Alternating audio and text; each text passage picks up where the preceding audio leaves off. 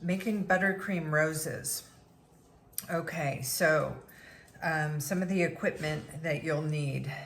The rose tip, which I think you can see looks like that. This is a small tip.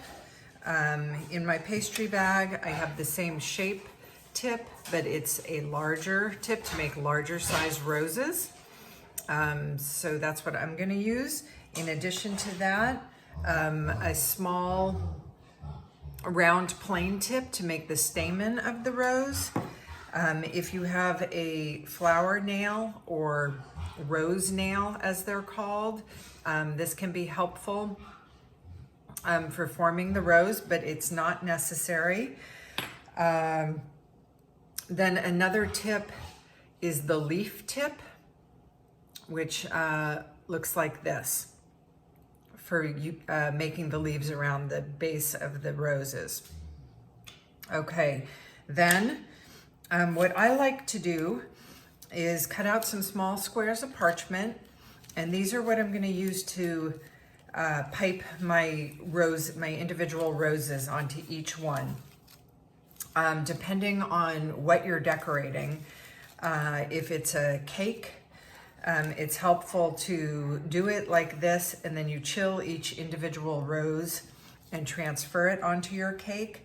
If you're decorating something like a cupcake, where you might just have one rose centered on the top of each cupcake, you wouldn't need to do this, and you can probably pipe the rose on top of each cupcake without having to chill and transfer.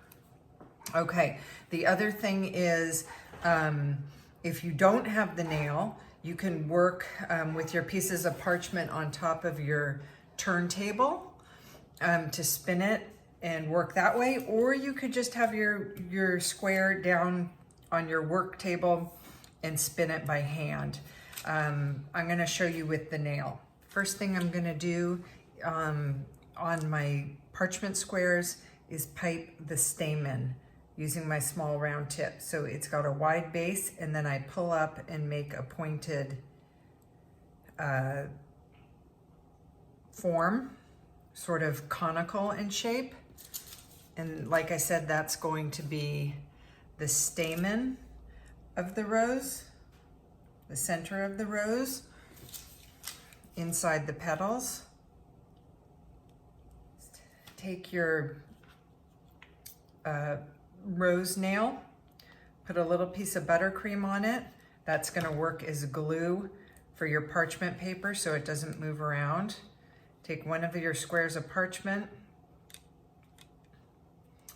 place it down so it's flat, like there. That's glued on. Now I don't have to worry about it sliding off.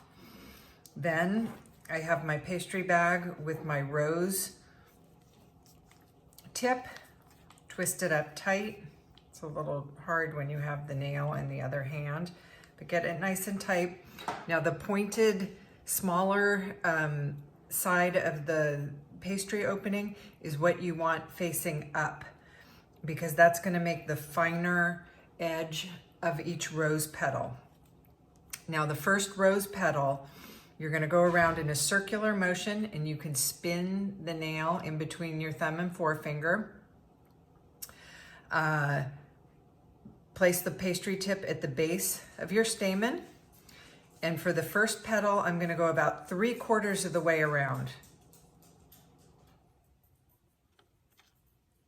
Okay, like this, because that's, I think, naturally what a rose sort of looks like. Now the second petal, I'm going to start where the first one finished. Okay. Then, now for the next ones, I'm going to overlap each petal on top of the last. Now, if you just want to make a rose bud, in other words, a smaller flower, you can stop there. If you want to make a larger rose and more open petals, tilt your pastry bag to open up. Let each petal sort of, what would be the word?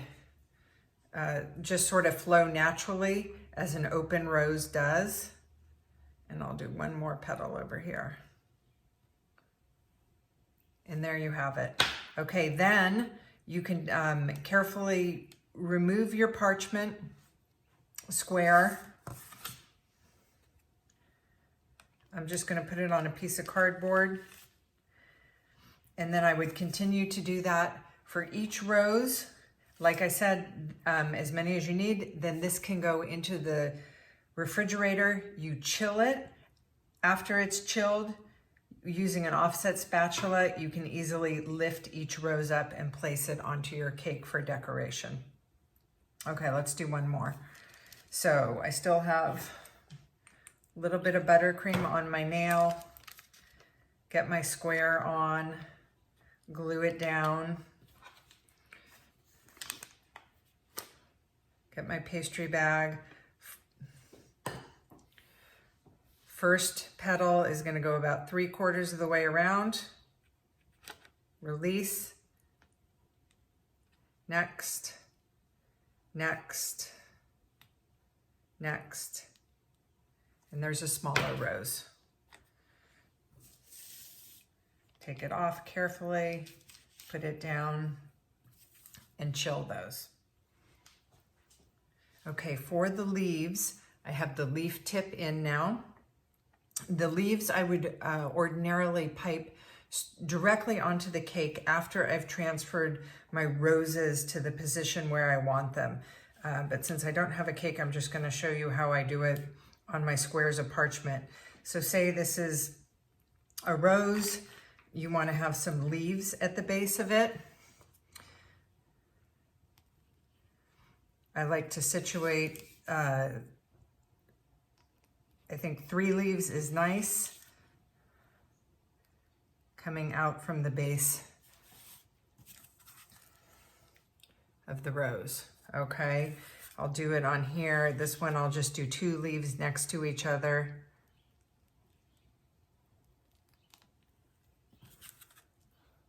Like so.